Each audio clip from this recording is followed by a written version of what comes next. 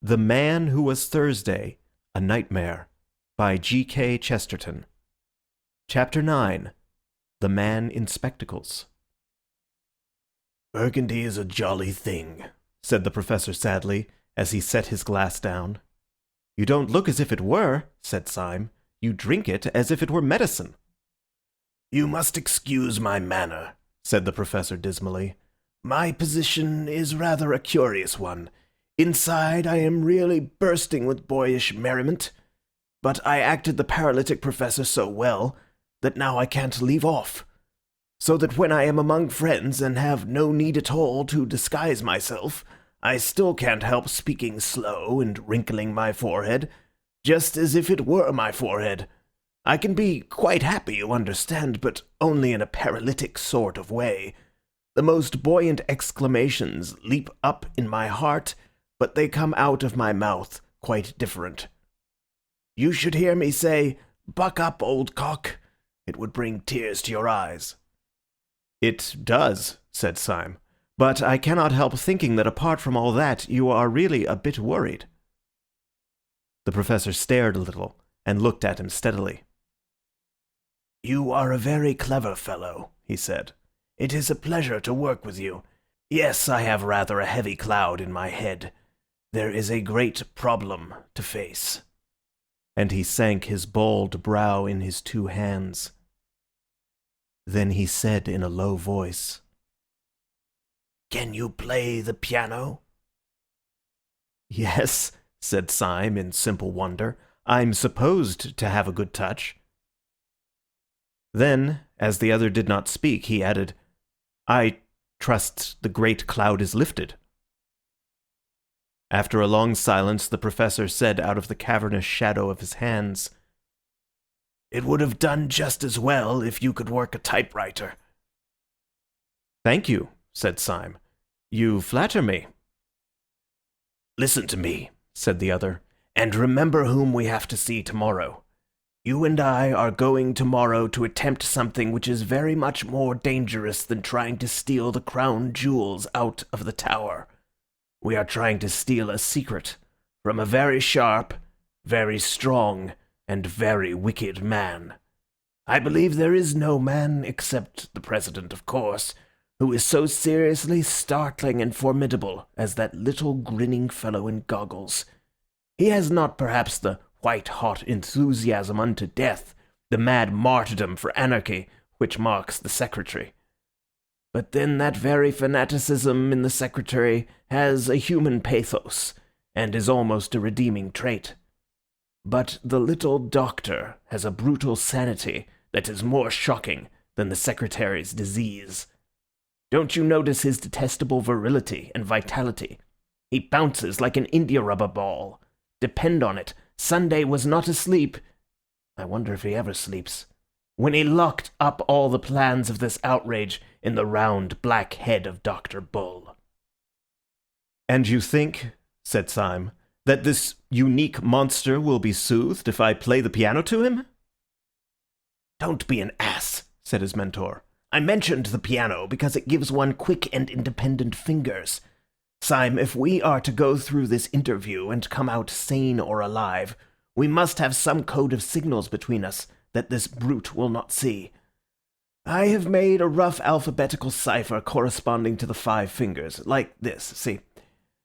And he rippled with his fingers on the wooden table. "B-A-D, bad, a word we may frequently require." Syme poured himself out another glass of wine, and began to study the scheme. He was abnormally quick with his brains at puzzles, and with his hands at conjuring, and it did not take him long to learn how he might convey simple messages by what would seem to be idle taps upon a table or knee. But wine and companionship had always the effect of inspiring him to a farcical ingenuity, and the Professor soon found himself struggling with the too vast energy of the new language as it passed through the heated brain of Syme. "We must have several word signs," said Syme seriously. "Words that we are likely to want, fine shades of meaning. My favorite word is coeval. What's yours?" "Do stop playing the goat," said the Professor plaintively. "You don't know how serious this is." "Lush, too," said Syme, shaking his head sagaciously. We must have lush. Word applied to grass, don't you know?" "Do you imagine," asked the Professor furiously, "that we are going to talk to Dr. Bull about grass?" "There are several ways in which the subject could be approached," said Syme reflectively, "and the word introduced without appearing forced. We might say, 'Dr. Bull, as a revolutionist, you remember that a tyrant once advised us to eat grass, and indeed many of us, looking on the fresh, lush grass of summer—'" "Do you understand," said the other, "that this is a tragedy?" "Perfectly," replied Syme. "Always be comic in a tragedy. What the deuce else can you do?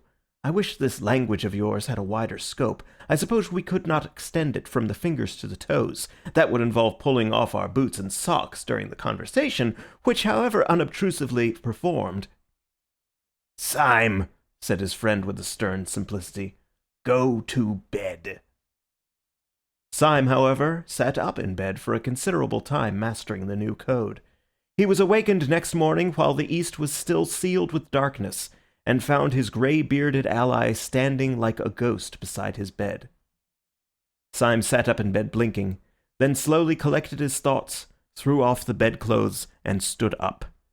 It seemed to him in some curious way that all the safety and sociability of the night before fell with the bedclothes off him, and he stood up in an air of cold danger. He still felt an entire trust and loyalty towards his companion, but it was the trust between two men going to the scaffold. "Well," said Syme with a forced cheerfulness as he pulled on his trousers, "I dreamt of that alphabet of yours. Did it take you long to make it up?" The Professor made no answer, but gazed in front of him with eyes the colour of a wintry sea. So Syme repeated his question. "I say, did it take you long to invent all this? I'm considered good at these things, and it was a good hour's grind. Did you learn it all on the spot?" The Professor was silent. His eyes were wide open, and he wore a fixed but very small smile. "How long did it take you?" The Professor did not move. "Confound you, can't you answer?" called out Syme, in a sudden anger that had something like fear underneath. Whether or no the Professor could answer, he did not. Syme stood staring back at the stiff face like parchment and the blank blue eyes. His first thought was that the Professor had gone mad, but his second thought was more frightful. After all, what did he know about this queer creature, whom he had heedlessly accepted as a friend? What did he know except that the man had been at the anarchist breakfast and had told him a ridiculous tale? How improbable it was that there should be another friend there beside Gogol. Was this man's silence a sensational way of declaring war? Was this adamantine stare, after all, only the awful sneer of some threefold traitor who had turned for the last time? He stood and strained his ears in this heartless silence. He almost fancied he could hear dynamiters come to capture him, shifting softly in the corridor outside. Then his eye strayed downwards, and he burst out laughing. Though the Professor himself stood there as voiceless as a statue, his 5 dumb fingers were dancing alive upon the dead table. Syme watched the twinkling movements of the talking hand, and read clearly the message, "I will only talk like this. We must get used to it." He rapped out the answer with the impatience of relief. "All right, let's get out to breakfast." They took their hats and sticks in silence, but as Syme took his sword stick, he held it hard. They paused for a few minutes only to stuff down coffee and coarse, thick sandwiches at a coffee stall, and then made their way across the river, which under the grey and growing light looked as desolate as Acheron. They reached the bottom of the huge block of buildings, which they had seen from across the river, and began in silence to mount the naked and numberless stone steps, only pausing now and then to make short remarks on the rail of the banisters.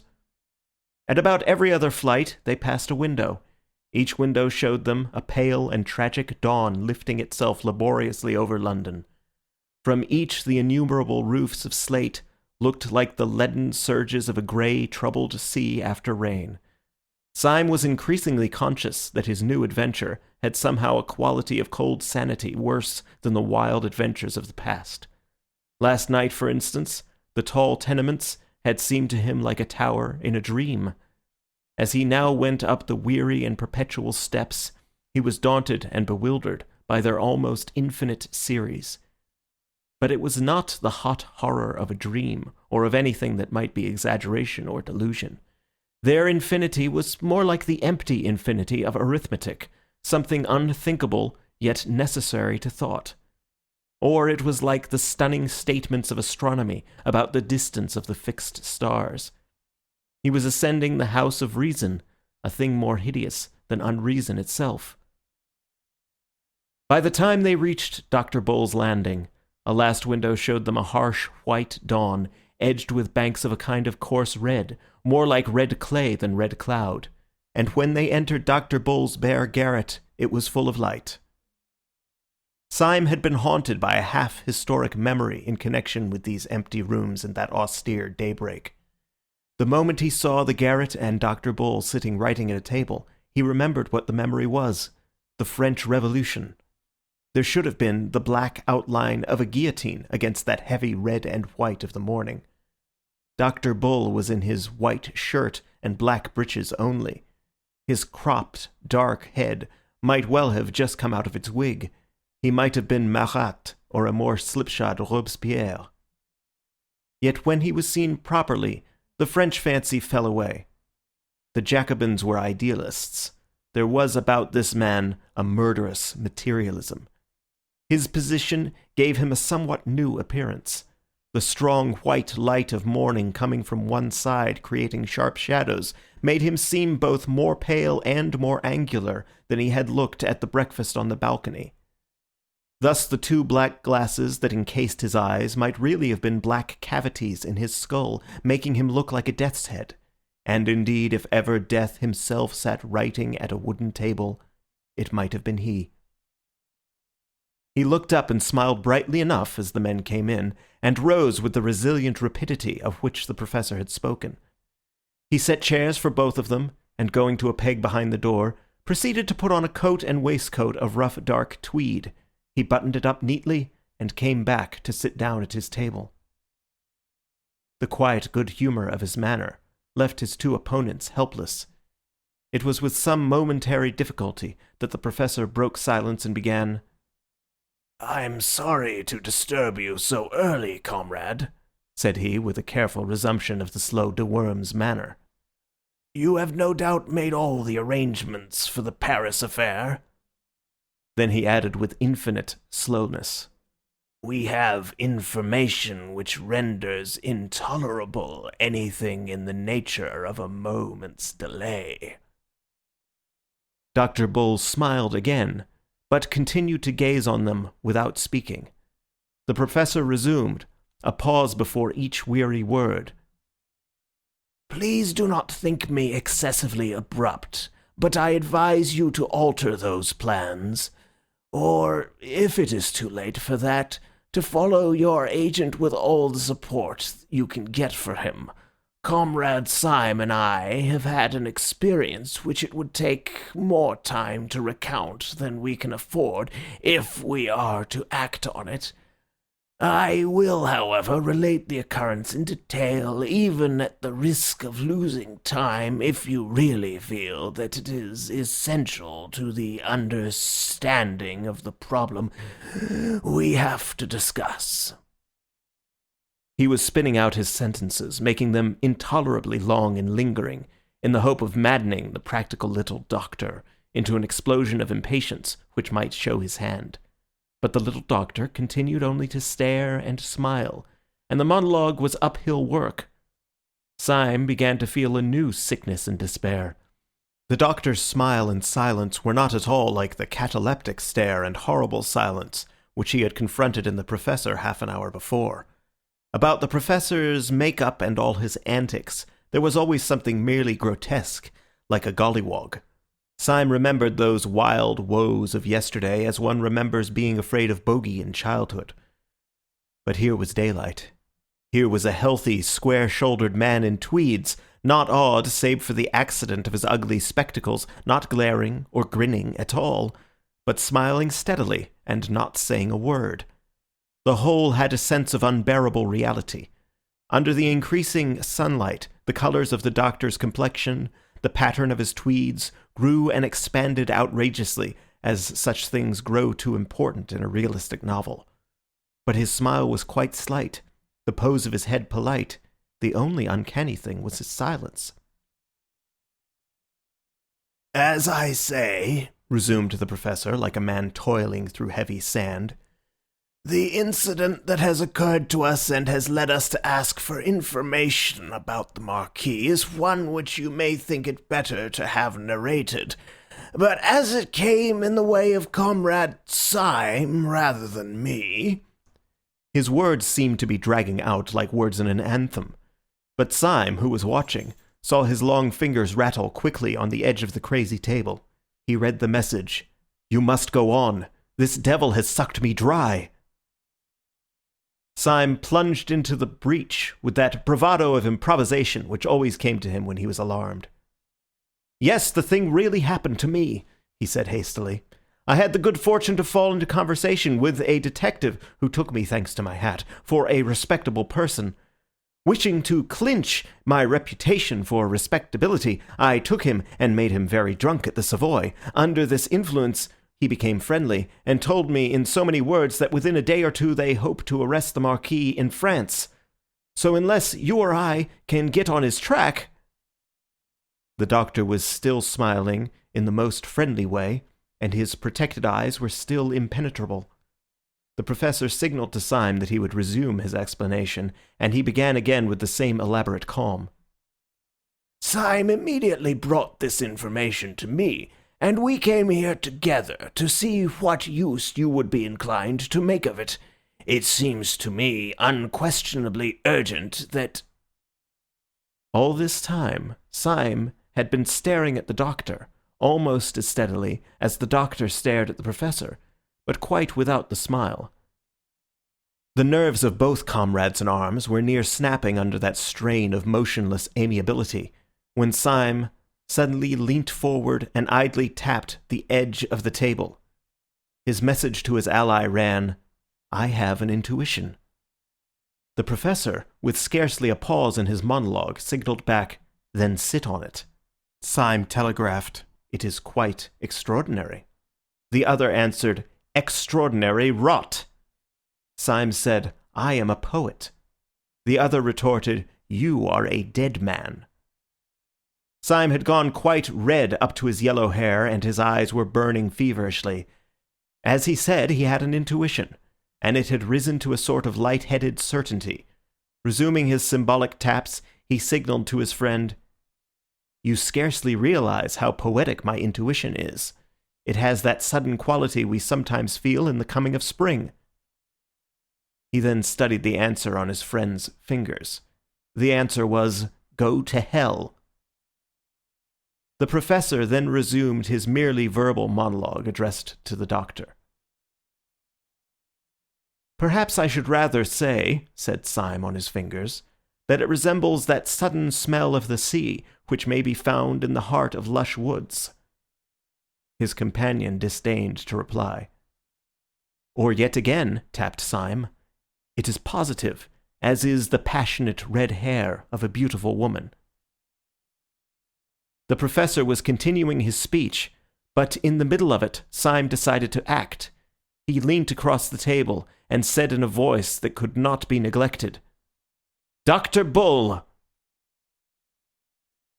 The doctor's sleek and smiling head did not move, but they could have sworn that under his dark glasses his eyes darted towards Syme. "Dr. Bull," said Syme, in a voice peculiarly precise and courteous, "would you do me a small favour? Would you be so kind as to take off your spectacles?"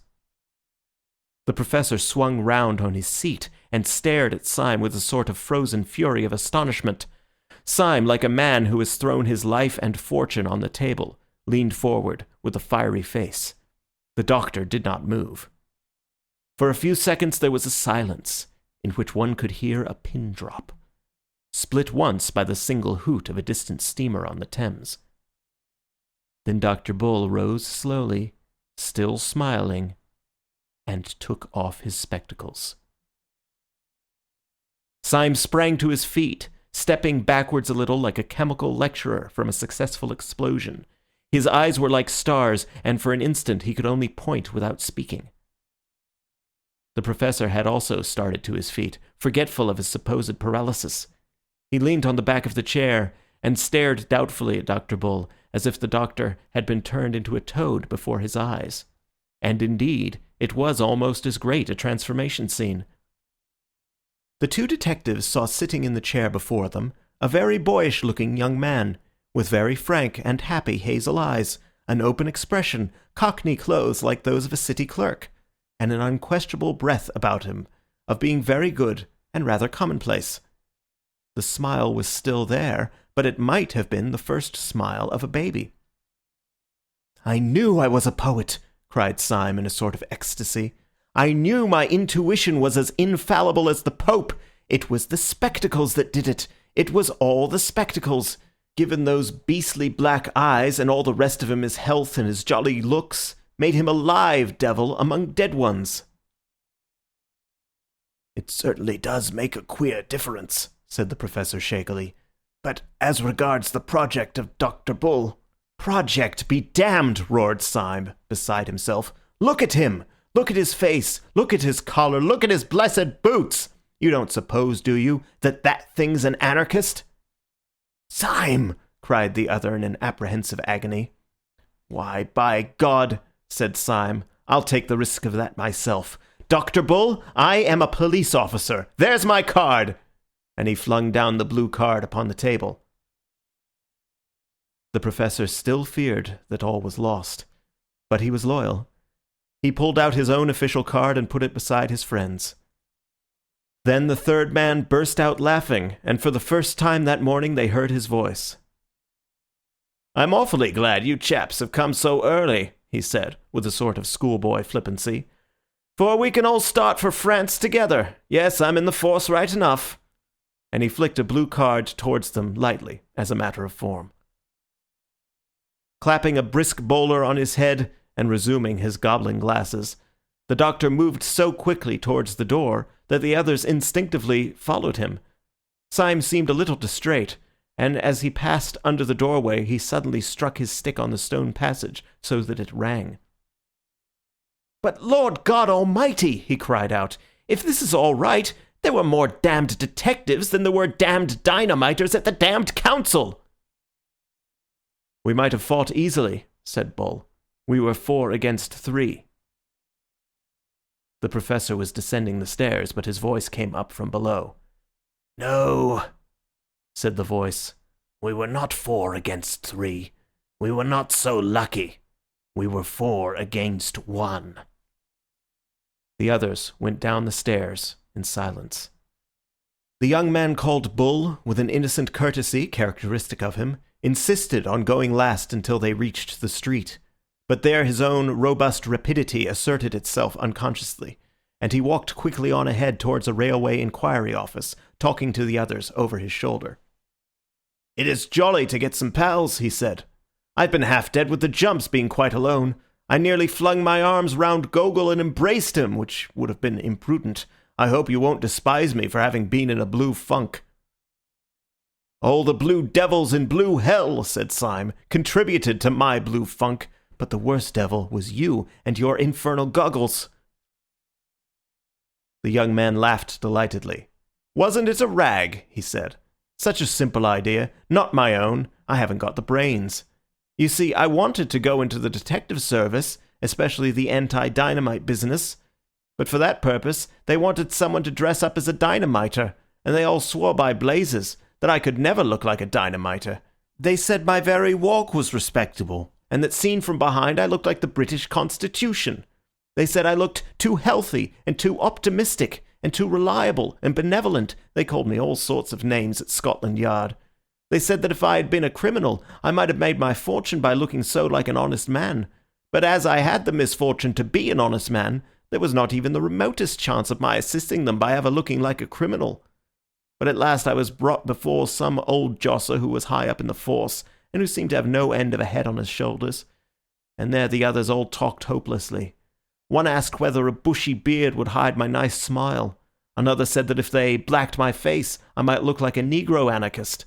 But this old chap chipped in with a most extraordinary remark. "A pair of smoked spectacles will do it," he said positively. "Look at him now. He looks like an angelic office boy. Put him on a pair of smoked spectacles, and children will scream at the sight of him." And so it was, by George! When once my eyes were covered, all the rest, smile and big shoulders and short hair, made me look like a perfect little devil. As I say, it was simple enough that when it was done, like miracles. But that wasn't the really miraculous part of it. There was one really staggering thing about the business, and my head still turns at it. "What was that?" asked Syme. "I'll tell you," answered the man in spectacles. "This big pot in the police, who sized me up so that he knew how the goggles would go with my hair and socks. By God, he never saw me at all." Syme's eyes suddenly flashed on him. "How was that?" he asked. "I thought you talked to him." "So I did," said Bull brightly. "But we talked in a pitch-dark room like a coal cellar. There, you would never have guessed that." "I could not have conceived it," said Syme gravely. "It is indeed a new idea," said the Professor.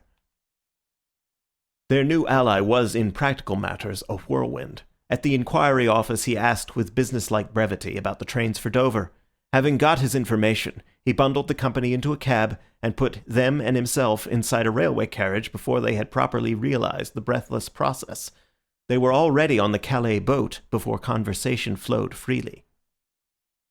"I had already arranged," he explained, "to go to France for my lunch, but I am delighted to have someone to lunch with me. You see, I had to send that beast the Marquis over with his bomb because the President had his eye on me, though God knows how. I'll tell you the story some day. It was perfectly choking. Whenever I tried to slip out of it, I saw the President somewhere, smiling out of the bow window of a club, or taking off his hat to me from the top of an omnibus. I tell you, you can say what you like. That fellow sold himself to the devil. He can be in 6 places at once." "So you sent the Marquis off, I understand?" asked the Professor. "Was it long ago? Shall we be in time to catch him?" "Yes," answered the new guide. "I've timed it all. He'll still be at Calais when we arrive." "But when we do catch him at Calais," said the Professor, "what are we going to do?" At this question, the countenance of Dr. Bull fell for the first time.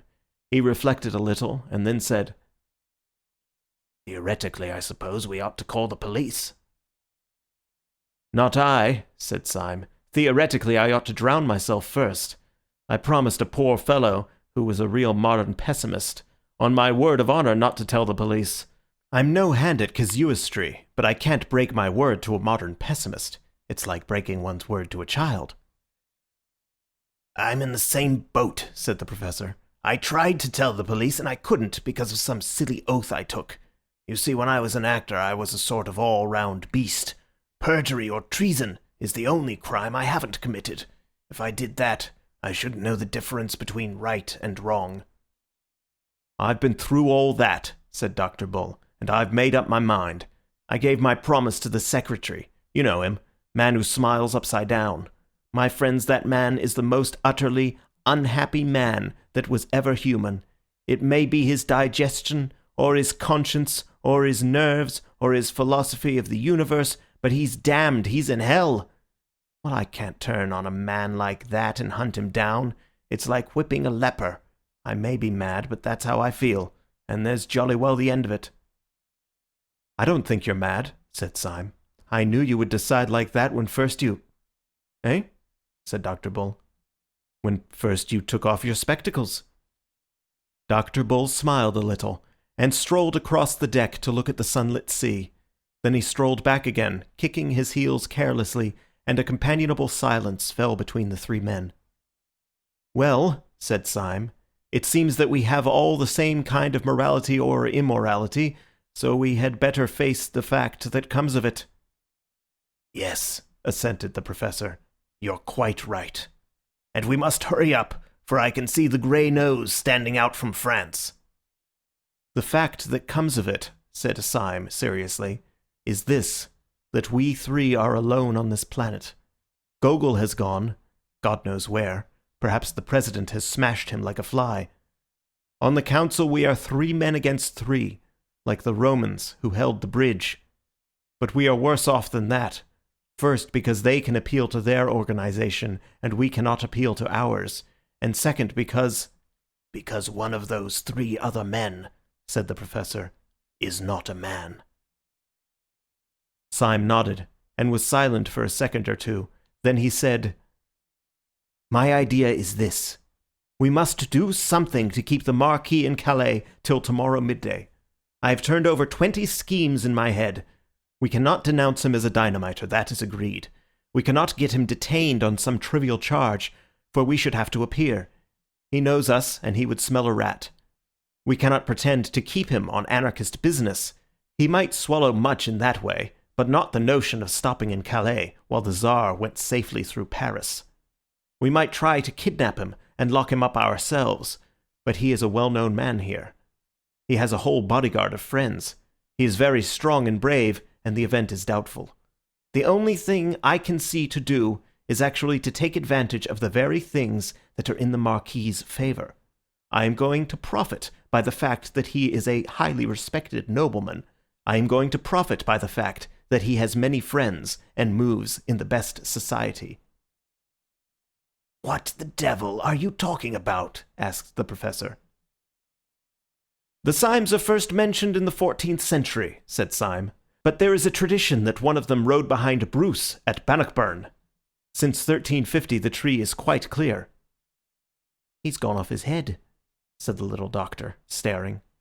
"Our bearings," continued Syme calmly, "are argent a chevron gules charged with 3 cross crosslets of the field. The motto varies." The Professor seized Syme roughly by the waistcoat. "We are just inshore," he said. "Are you seasick or joking in the wrong place?" "My remarks are almost painfully practical," answered Syme in an unhurried manner. "The house of Saint-Eustache is also very ancient. The Marquis cannot deny that he is a gentleman. He cannot deny that I am a gentleman. And in order to put the matter of my social position quite beyond a doubt, I propose at the earliest opportunity to knock his hat off. But here we are in the harbour." They went on shore under the strong sun in a sort of daze. Syme, who had now taken the lead as Bull had taken it in London, led them along a kind of marine parade until he came to some cafes embowered in a bulk of greenery and overlooking the sea. As he went before them, his step was slightly swaggering, and he swung his stick like a sword. He was making apparently for the extreme end of the line of cafes, but he stopped abruptly. With a sharp gesture, he motioned them to silence, but he pointed with one gloved finger to a café table under a bank of flowering foliage, at which sat the Marquis de Saint-Eustache, his teeth shining in his thick black beard, and his bold brown face shadowed by a light yellow straw hat and outlined against the violet sea. End of chapter 9. The Man Who Was Thursday, A Nightmare, by G.K. Chesterton. Chapter 10. The Duel. Syme sat down at a café table with his companions, his blue eyes sparkling like the bright sea below, and ordered a bottle of Saumur with a pleased impatience. He was for some reason in a condition of curious hilarity. His spirits were already unnaturally high. They rose as the Saumur sank, and in half an hour his talk was a torrent of nonsense.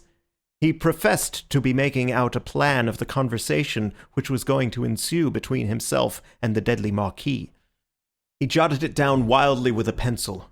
It was arranged like a printed catechism, with questions and answers, and was delivered with an extraordinary rapidity of utterance. I shall approach. Before taking off his hat, I shall take off my own. I shall say, "The Marquis de Saint-Eustache, I believe." He will say, "The celebrated Mr. Syme, I presume." He will say in the most exquisite French, "How are you?" I shall reply in the most exquisite Cockney, "Oh, just the Syme." "Oh, shut it," said the man in spectacles. Pull yourself together and chuck away that bit of paper. What are you really going to do?" "But it was a lovely catechism," said Syme pathetically. "Do let me read it to you. It has only 43 questions and answers, and some of the Marquis's answers are wonderfully witty. I like to be just to my enemy." "But what's the good of it all?" asked Dr. Bull in exasperation. "It leads up to my challenge, don't you see?" said Syme, beaming, "when the Marquis has given the 39th reply, which runs." "Has it by any chance occurred to you," asked the Professor with a ponderous simplicity, "that the Marquis may not say all the 43 things you have put down for him? In that case, I understand, your own epigrams may appear somewhat more forced." Syme struck the table with a radiant face. "Why, how true that is," he said, "and I never thought of it. Sir, you have an intellect beyond the common. You will make a name." "Oh, you're as drunk as an owl," said the doctor. "It only remains," continued Syme, quite unperturbed, "to adopt some other method of breaking the ice, if I may so express it, between myself and the man I wish to kill. And since the course of a dialogue cannot be predicted by one of its parties alone, as you have pointed out with such recondite acumen, the only thing to be done, I suppose, is for the one party as far as possible to do all the dialogue by himself. And so I will, by George!" And he stood up suddenly, his yellow hair blowing in the slight sea breeze. A band was playing in a café chantant, hidden somewhere among the trees, and a woman had just stopped singing. On Syme's heated head, the bray of the brass band seemed like the jar and jingle of that barrel organ in Leicester Square, to the tune of which he had once stood up to die. He looked across to the little table where the Marquis sat. The man had two companions now, solemn Frenchmen in frock coats and silk hats, one of them with the red rosette of the Legion of Honor, evidently people of a solid social position.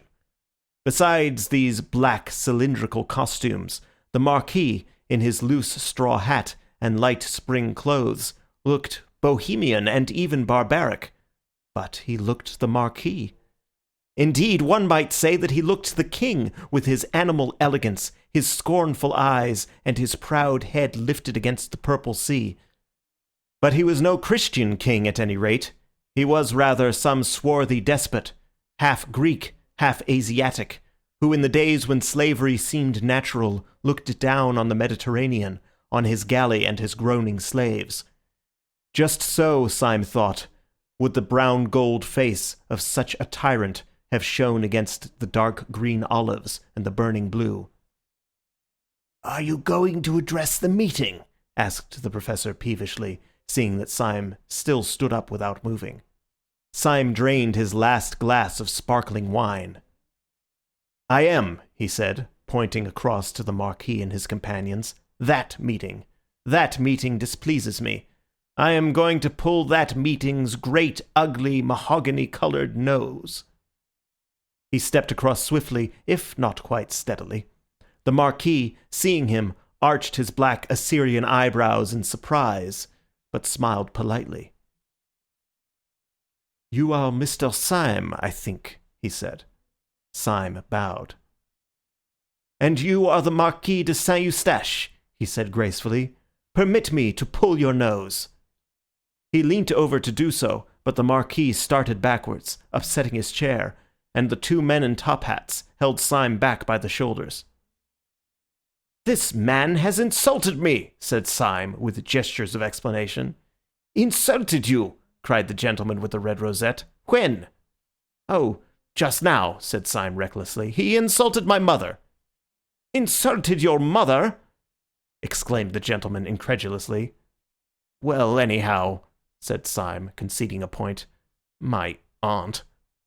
"But how can the Marquis have insulted your aunt just now?" said the second gentleman, with some legitimate wonder. "He has been sitting here all the time." "Ah, it was what he said," said Syme darkly. "I said nothing at all," said the Marquis, "except something about the band. I only said that I liked Wagner played well." "It was an allusion to my family," said Syme firmly. "My aunt played Wagner badly. It was a painful subject. We are always being insulted about it."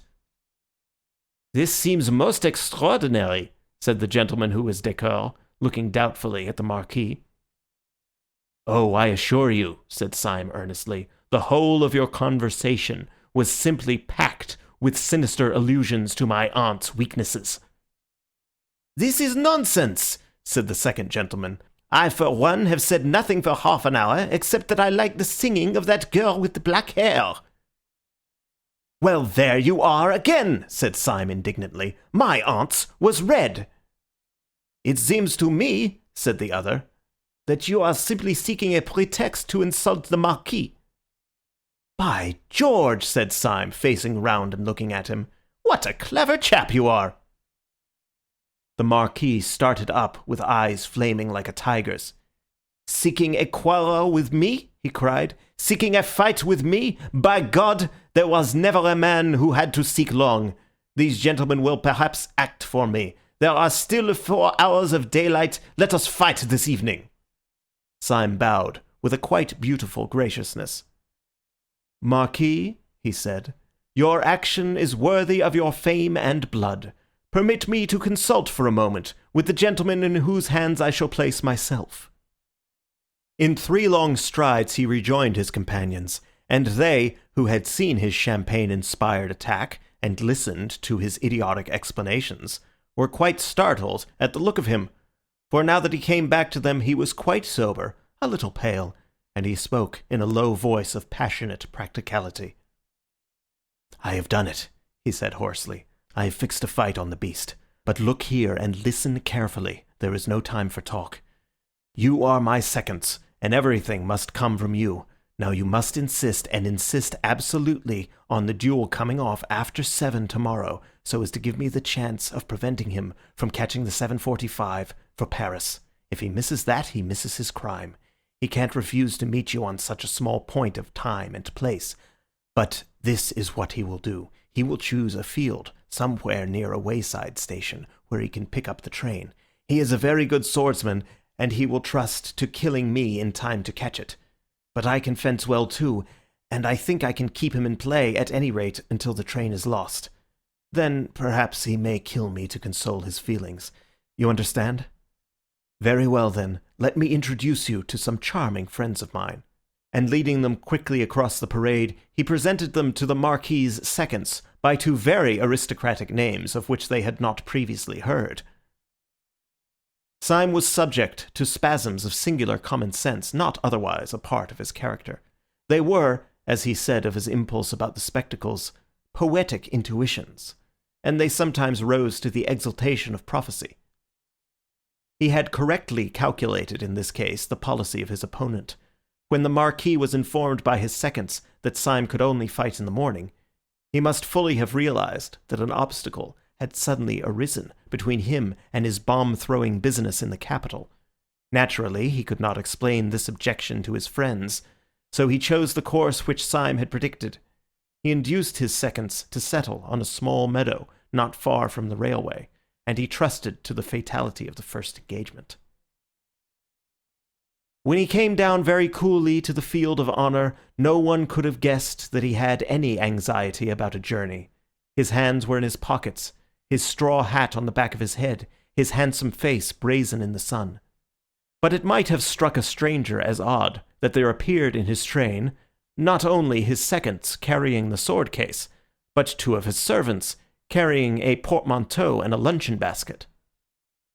Early as was the hour, the sun soaked everything in warmth, and Syme was vaguely surprised to see so many spring flowers burning gold and silver in the tall grass in which the whole company stood almost knee-deep.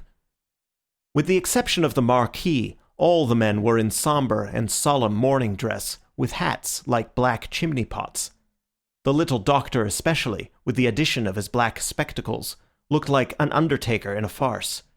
Syme could not help feeling a comic contrast between this funereal church parade of apparel and the rich and glistening meadow, growing wildflowers everywhere. But indeed this comic contrast between the yellow blossoms and the black hats was but a symbol of the tragic contrast between the yellow blossoms and the black business.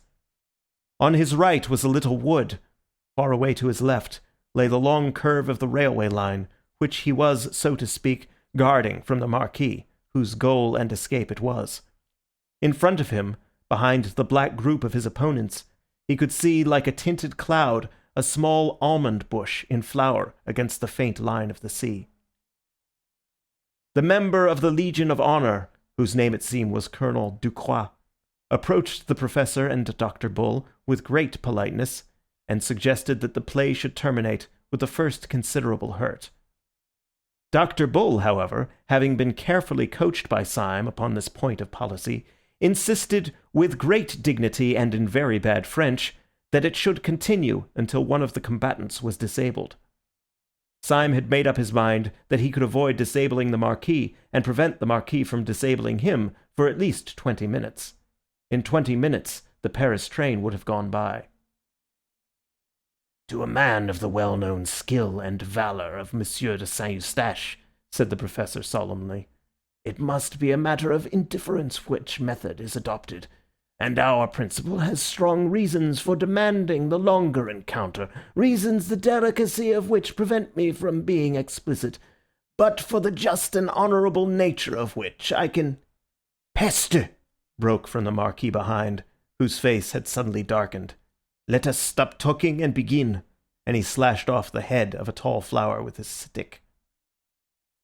Syme understood his rude impatience, and instinctively looked over his shoulder to see whether the train was coming in sight, but there was no smoke on the horizon.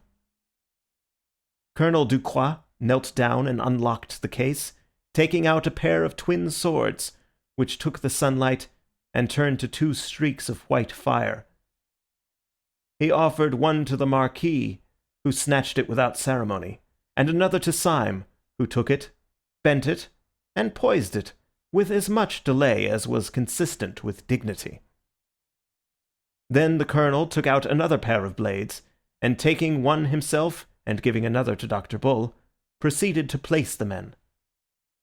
Both combatants had thrown off their coats and waistcoats, and stood sword in hand. The second stood on each side of the line of fight with drawn swords also, but still sombre in their dark frock coats and hats. The principals saluted. The Colonel said quietly, "Engage," and the two blades touched and tingled.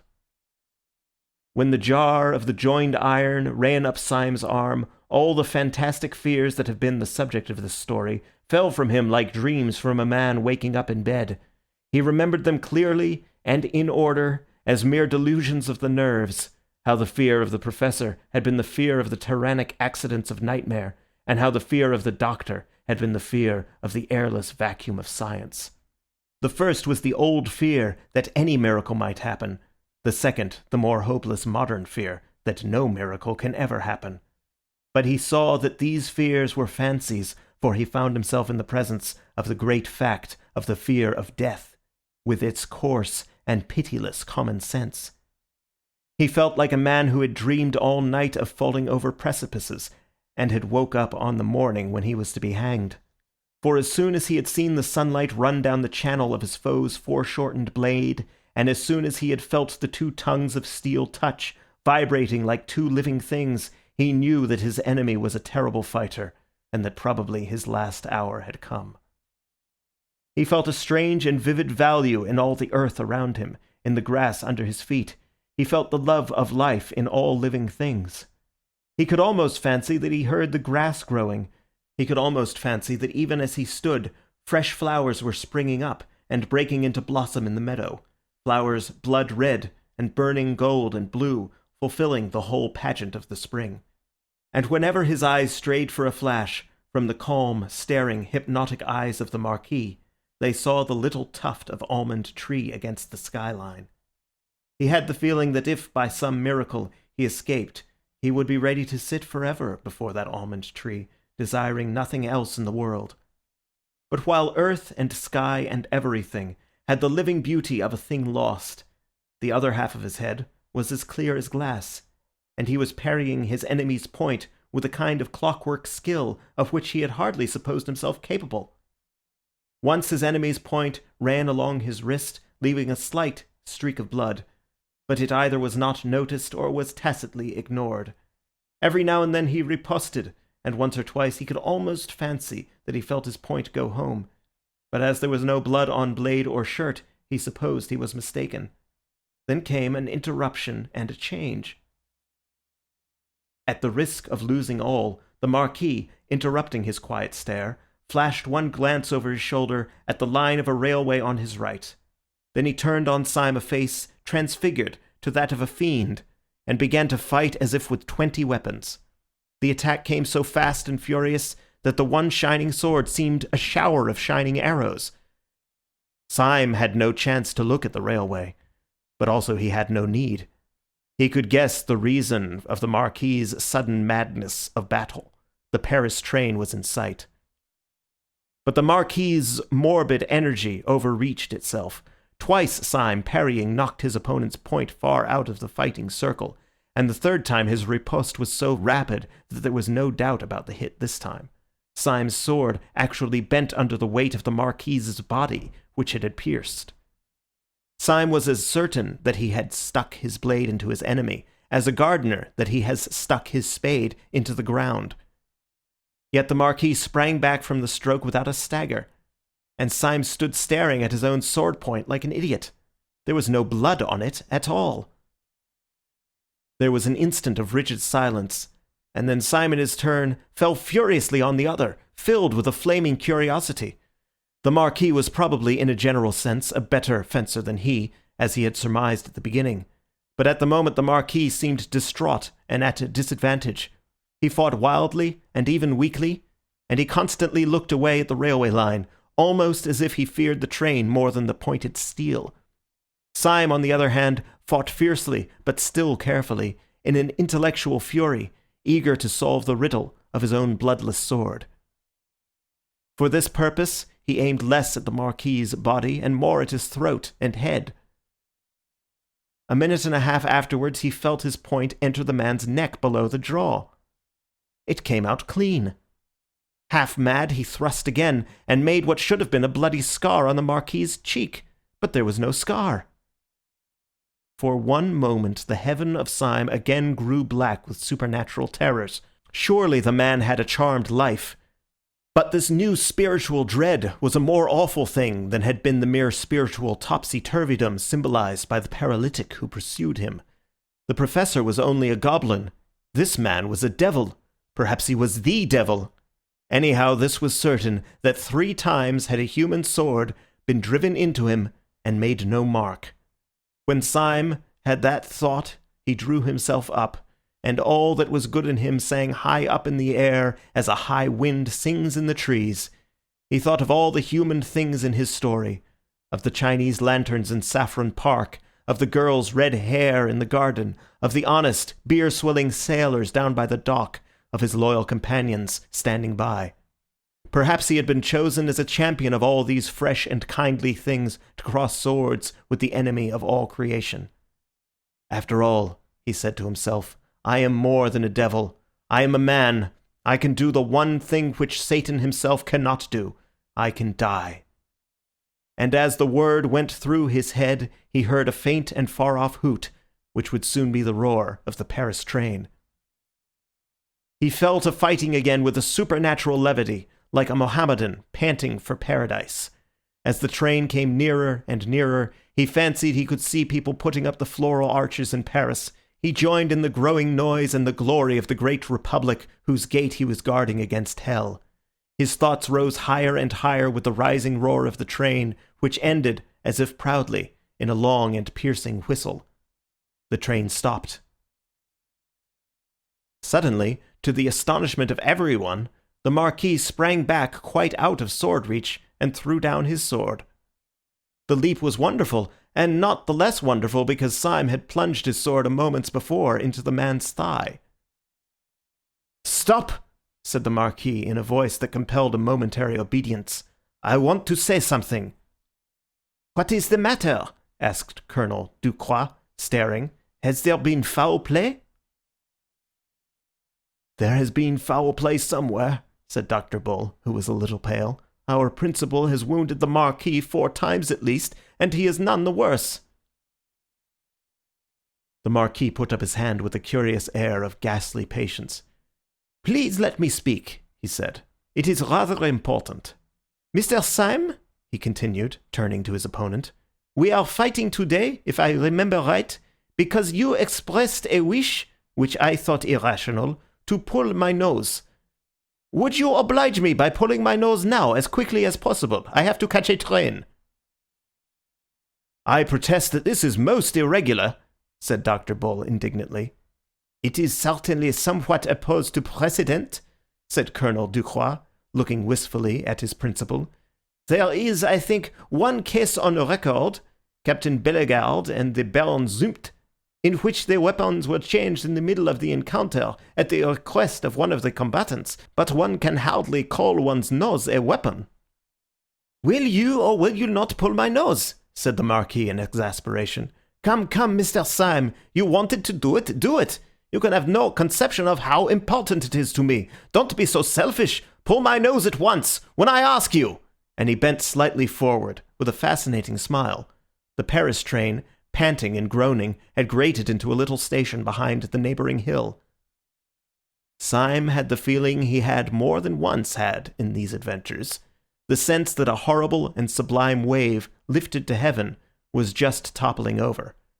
Walking in a world he half understood, he took 2 paces forward and seized the Roman nose of this remarkable nobleman. He pulled it hard, and it came off in his hand.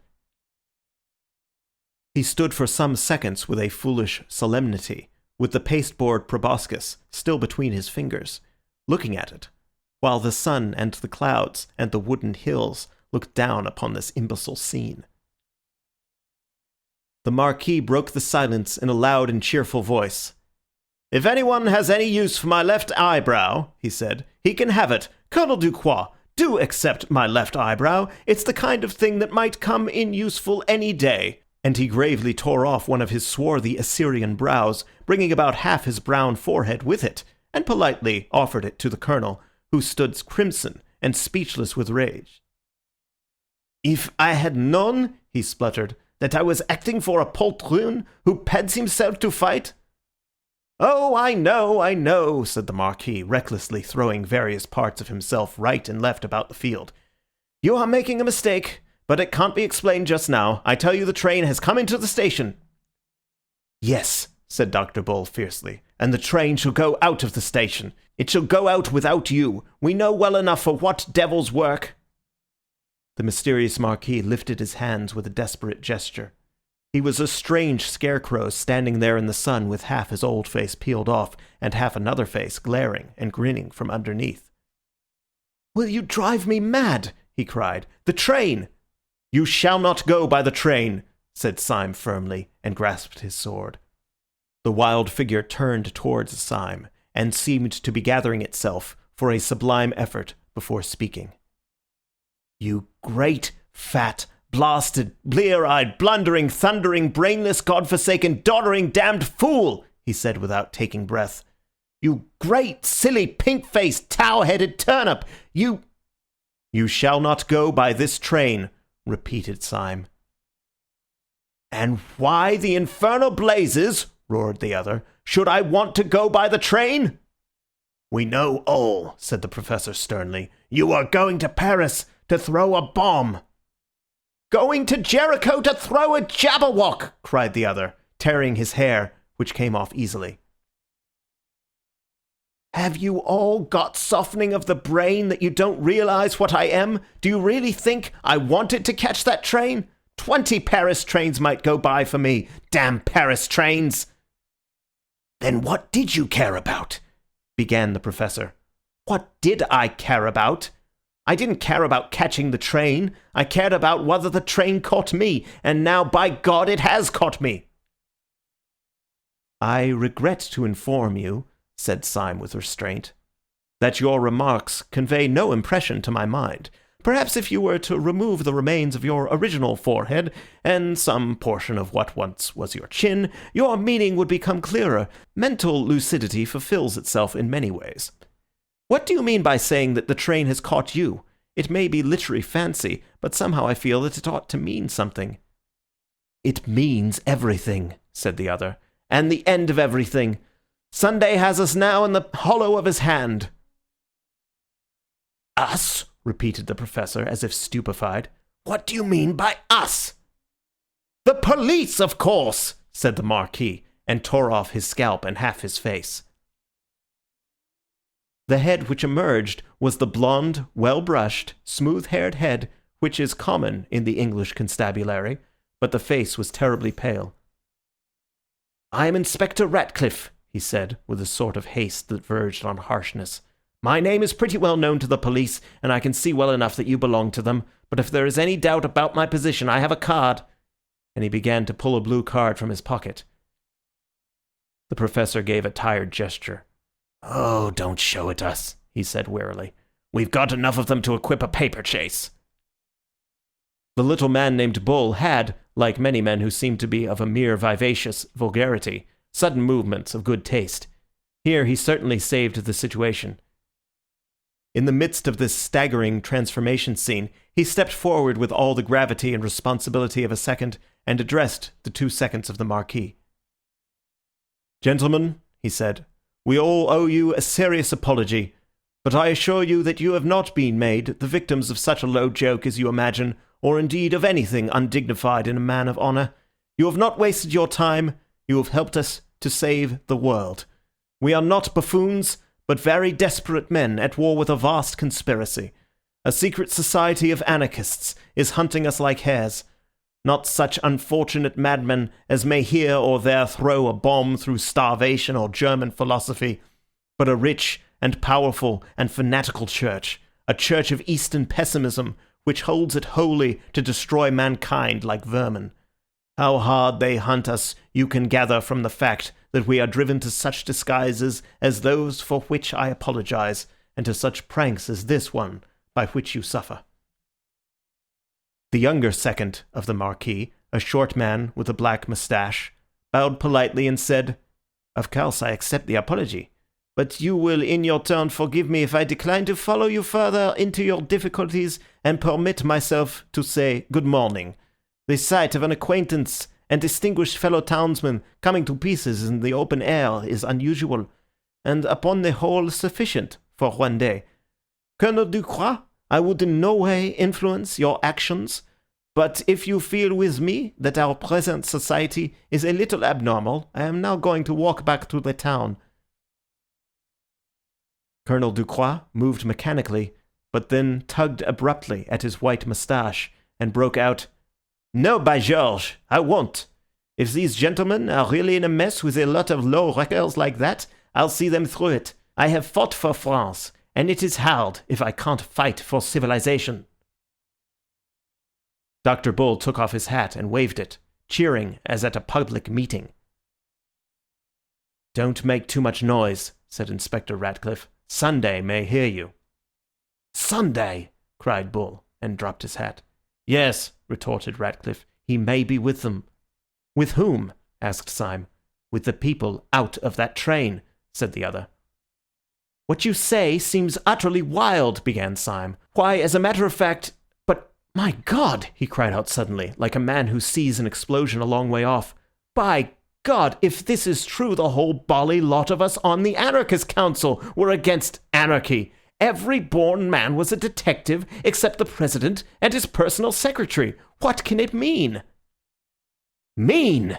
said the new policeman with incredible violence. "It means that we are struck dead. Don't you know Sunday? Don't you know that his jokes are always so big and simple that one has never thought of them? Can you think of anything more like Sunday than this, that he should put all his powerful enemies on the Supreme Council and then take care that it was not supreme? I tell you he has bought every trust, he has captured every cable, he has control of every railway line, especially of that railway line," and he pointed a shaking finger towards the small wayside station.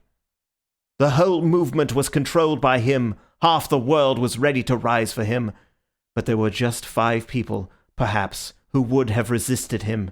And the old devil put them on the Supreme Council to waste their time in watching each other. Idiots that we are, he planned the whole of our idiocies.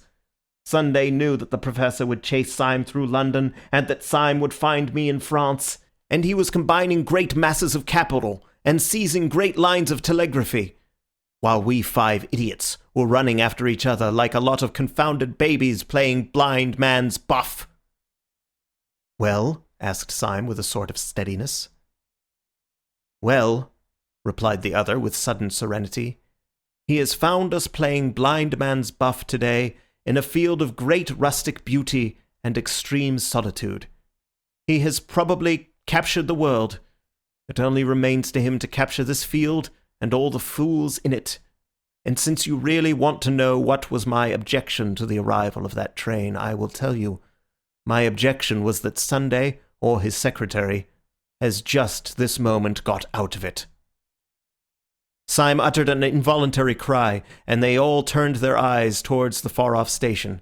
It was quite true that a considerable bulk of people seemed to be moving in their direction, but they were too distant to be distinguished in any way. "It was a habit of the late Marquis de Saint-Eustache," said the new policeman, producing a leather case, "always to carry a pair of opera glasses.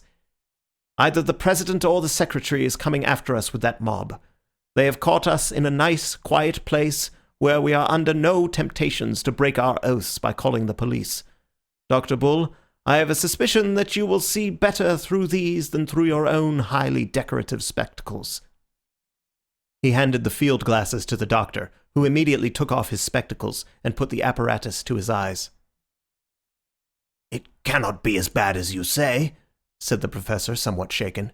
"There are a good number of them, certainly, but they may easily be ordinary tourists." "Do ordinary tourists," asked Bull, with the field glasses to his eyes, "wear black masks halfway down the face?" Syme almost tore the glasses out of his hand and looked through them. Most men in the advancing mob really looked ordinary enough, but it was quite true that 2 or 3 of the leaders in front wore black half-masks almost down to their mouths. This disguise is very complete, especially at such a distance, and Syme found it impossible to conclude anything from the clean-shaven jaws and chins of the men talking in front. But presently, as they talked, they all smiled, and one of them smiled on one side. End of chapter 10. The Man Who Was Thursday, A Nightmare, by G.K. Chesterton. Chapter 11. The Criminals Chase the Police. Syme put the field glasses from his eyes with an almost ghastly relief. "The President is not with them anyhow," he said, and wiped his forehead. "But surely they are right away on the horizon," said the bewildered colonel, blinking, and but half recovered from Bull's hasty though polite explanation. "Could you possibly know your President among all these people?" "Could I know a white elephant among all those people?" answered Syme somewhat irritably. "As you very truly say, they are on the horizon, but if he were walking with them, by God, I believe this ground would shake." After an instant's pause, the new man called Ratcliffe said with gloomy decision, "Of course the President isn't with them. I wish to Gemini he were. Much more likely the President is riding in triumph through Paris, or sitting on the ruins of St. Paul's Cathedral." "This is absurd," said Syme. "Something may have happened in our absence, but he cannot have carried the world with a rush like that.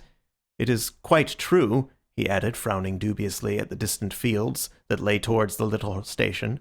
"It is certainly true that there seems to be a crowd coming this way, but they are not all the army that you make out."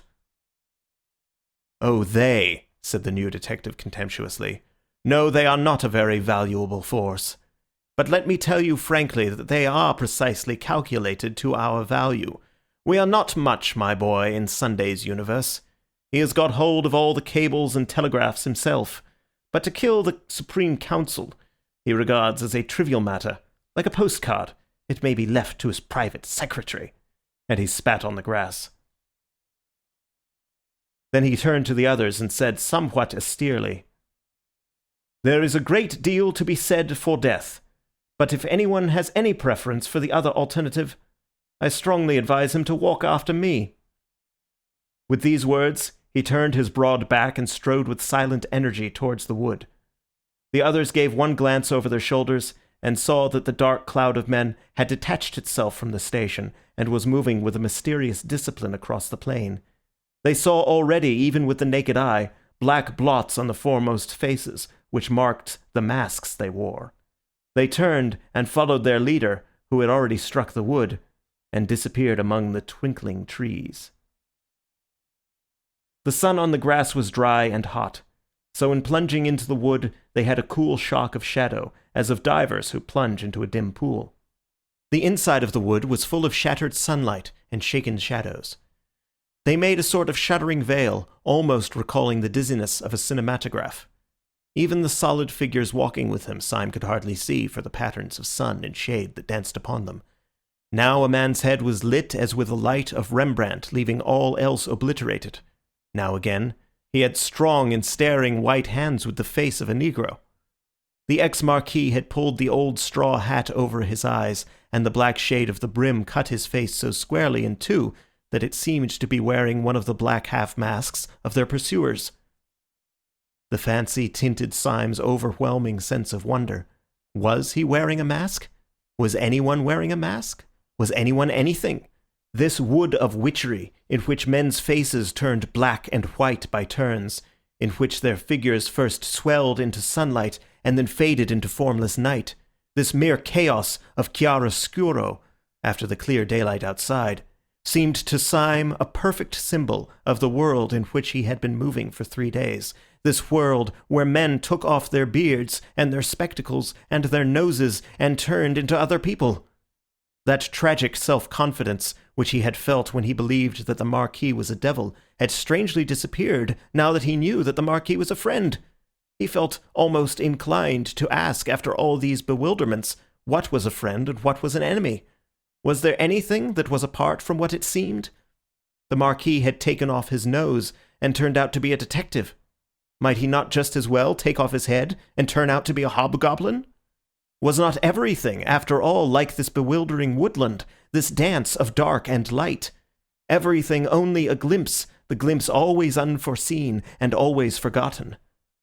For Gabriel Syme had found in the heart of that sun-splashed wood what many modern painters had found there. He had found the thing which the modern people call impressionism, which is another name for that final skepticism which can find no floor to the universe. As a man in an evil dream strains himself to scream and wake, Syme strove with a sudden effort to fling off this last and worst of his fancies. With 2 impatient strides he overtook the man in the Marquis's straw hat, the man whom he had come to address as Ratcliffe. In a voice exaggeratively loud and cheerful, he broke the bottomless silence and made conversation. "May I ask," he said, "where on earth we are all going to?" So genuine had been the doubts of his soul that he was quite glad to hear his companion speak in an easy human voice. "We must get down through the town of Lancy to the sea," he said. "I think that part of the country is least likely to be with them." "What can you mean by all this?" cried Syme. "They can't be running the real world in that way. Surely not many working men are anarchists, and surely if they were, mere mobs could not beat modern armies and police." "Mere mobs," repeated his new friend with a snort of scorn. "So you talk about mobs and the working classes as if they were the question. You've got that eternal idiotic idea that if anarchy came, it would come from the poor. Why should it? The poor have been rebels, but they have never been anarchists. They have more interest than anyone else in there being some decent government. The poor man really has a stake in the country. The rich man hasn't. He can go away to New Guinea in a yacht. The poor have sometimes objected to being governed badly. The rich have always objected to being governed at all. Aristocrats were always anarchists, as you can see from the Barons' Wars." "As a lecture on English history for the little ones," said Syme, "this is all very nice, but I have not yet grasped its application." "Its application is," said his informant, "that most of old Sunday's right-hand men are South African and American millionaires. That is why he has got hold of all the communications. And that is why the last 4 champions of the anti-anarchist police force are running through a wood like rabbits." Millionaires I can understand, said Syme thoughtfully. They are nearly all mad. But getting hold of a few wicked old gentlemen with hobbies is one thing. Getting hold of great Christian nations is another. I would bet the nose off my face, forgive the illusion, that Sunday would stand perfectly helpless before the task of converting any ordinary healthy person anywhere. Well, said the other, it rather depends what sort of person you mean. Well, for instance, said Syme, he could never convert that person, and he pointed straight in front of him. They had come to an open space of sunlight, which seemed to express to Syme the final return of his own good sense, and in the middle of this forest clearing was a figure that might well stand for that common sense in an almost awful actuality. Burnt by the sun, and strained with perspiration, and grave with the bottomless gravity of small necessary toils, a heavy French peasant was cutting wood with a hatchet. His cart stood a few yards off, already half full of timber, and the horse that cropped the grass was, like his master, valorous but not desperate. Like his master, he was even prosperous, but yet was almost sad. The man was a Norman, taller than the average of the French, and very angular, and his swarthy figure stood dark against a square of sunlight, almost like some allegoric figure of labour frescoed on a ground of gold. "Mr. Syme is saying," called out Ratcliffe to the French colonel, "that this man at least will never be an anarchist?" "Mr. Syme is right enough there," answered Colonel Ducroix, laughing, "if only for the reason that he has plenty of property to defend. But I forgot in your country you are not used to peasants being wealthy." "He looks poor," said Dr. Bull doubtfully. "Quite so," said the colonel. "That is why he is rich." "I have an idea," called out Dr. Bull suddenly. "How much would he take to give us a lift in his cart? Those dogs are all on foot, and we could soon leave them behind." "Oh, give him anything," said Syme eagerly. "I have piles of money on me." "That will never do," said the colonel. "He will never have any respect for you unless you drive a bargain." "Oh, if he haggles," began Bull impatiently. "He haggles because he is a free man," said the other. "You do not understand. He would not see the meaning of generosity. He is not being tipped." And even while they seemed to hear the heavy feet of their strange pursuers behind them, they had to stand and stamp, while the French colonel talked to the French woodcutter with all the leisurely badinage and bickering of market day. At the end of the 4 minutes, however, they saw that the colonel was right, for the woodcutter entered into their plans not with the vague servility of a too well paid, but with the seriousness of a solicitor who had been paid the proper fee. He told them that the best thing they could do was to make their way down to the little inn on the hills above Lancy, where the innkeeper, an old soldier who had become devout in his latter years, would be certain to sympathize with them, and even to take risks in their support. The whole company therefore piled themselves on top of the stacks of wood, and went rocking in the rude cart down the other and steeper side of the woodland. Heavy and ramshackle as was the vehicle, it was driven quickly enough, and they soon had the exhilarating impression of distancing altogether those, whoever they were, who were hunting them. For after all, the riddle as to where the anarchists had got all these followers was still unsolved. One man's presence had sufficed for them. They had fled at the first sight of the deformed smile of the secretary. Syme, every now and then, looked back over his shoulder at the army on their track. As the wood grew first thinner and then smaller with distance, he could see the sunlit slopes beyond it and above it, and across these was still moving the square black mob like one monstrous beetle. In the very strong sunlight, and with his own very strong eyes, which were almost telescopic, Syme could see this mass of men quite plainly. He could see them as separate human figures, but he was increasingly surprised by the way in which they moved as one man. They seemed to be dressed in dark clothes and plain hats, like any common crowd out of the streets, but they did not spread and sprawl and trail by various lines to the attack, as would be natural in an ordinary mob. They moved with a sort of dreadful and wicked woodenness, like a staring army of automatons. Syme pointed this out to Ratcliffe. "Yes," replied the policeman, "that's discipline. That's Sunday. He is perhaps 500 miles off, but the fear of him is on all of them like the finger of God. Yes, they are walking regularly, and you bet your boots that they are talking regularly, yes, and thinking regularly. But the one important thing for us is that they are disappearing regularly." Syme nodded. It was true that the black patch of the pursuing men was growing smaller and smaller as the peasant belaboured his horse. The level of the sunlit landscape, though flat as a whole, fell away on the farther side of the wood in billows of heavy slope towards the sea, in a way not unlike the lower slopes of the Sussex Downs. The only difference was that in Sussex the road would have been broken and angular like a little brook, but here the white French road fell sheer in front of them like a waterfall. Down this direct descent the cart clattered at a considerable angle, and in a few minutes, the road growing yet steeper, they saw below them the little harbour of Lancy and a great blue arc of the sea.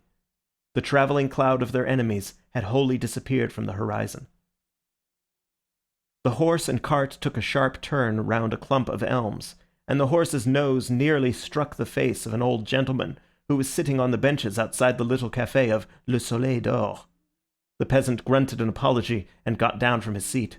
The others also descended one by one and spoke to the old gentleman with fragmentary phrases of courtesy, for it was quite evident from his expansive manner that he was the owner of the little tavern.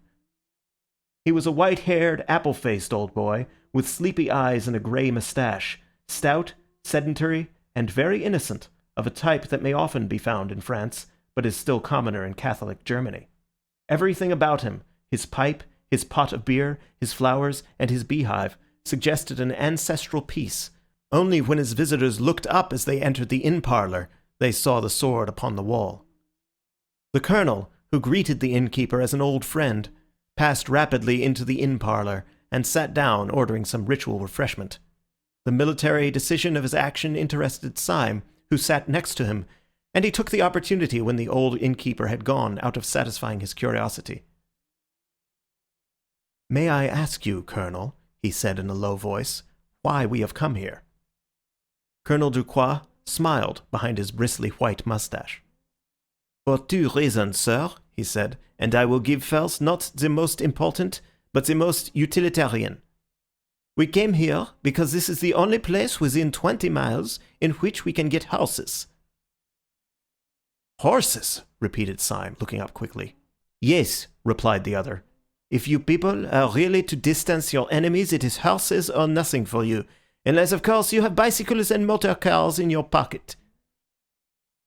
"And where do you advise us to make for?" asked Syme doubtfully. "Beyond question," replied the colonel. "You had better make all haste to the police station beyond the town. My friend, whom I seconded under somewhat deceptive circumstances, seems to me to exaggerate very much the possibilities of a general rising. But even he would hardly maintain, I suppose, that you are not safe with the gendarmes." Syme nodded gravely. Then he said abruptly, "And your other reason for coming here?" "My other reason for coming here," said Ducroix soberly, "is that it is just as well to see a good man or two when one is possibly near to death." Syme looked up at the wall and saw a crudely painted and pathetic religious picture. Then he said, "You are right," and then almost immediately afterwards, "Has anyone seen about the horses?" "Yes," answered Ducroix. "You may be quite certain that I gave orders the moment I came in. These enemies of yours gave no impression of hurry, but they were really moving wonderfully fast, like a well-trained army. I had no idea that the anarchists had so much discipline. You have not a moment to waste."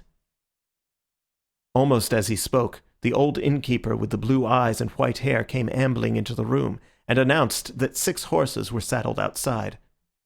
By Ducroix's advice, the 5 others equipped themselves with some portable form of food and wine, and keeping their dueling swords as the only weapons available, they clattered away down the steep white road. The 2 servants, who had carried the Marquis's luggage when he was a marquis, were left behind to drink at the café by common consent, and not at all against their own inclination. By this time the afternoon sun was slanting westward, and by its rays Syme could see the sturdy figure of the old innkeeper growing smaller and smaller. but still standing and looking after them quite silently, the sunshine in his silver hair. Syme had a fixed superstitious fancy, left in his mind by the chance phrase of the colonel, that this was indeed perhaps the last honest stranger whom he should ever see upon the earth. He was still looking at this dwindling figure, which stood as a mere grey blot touched with a white flame against the great green wall of the steep down behind him. And as he stared over the top of the down behind the innkeeper, there appeared an army of black-clad and marching men. They seemed to hang above the good man and his house like a black cloud of locusts. The horses had been saddled none too soon. End of chapter 11.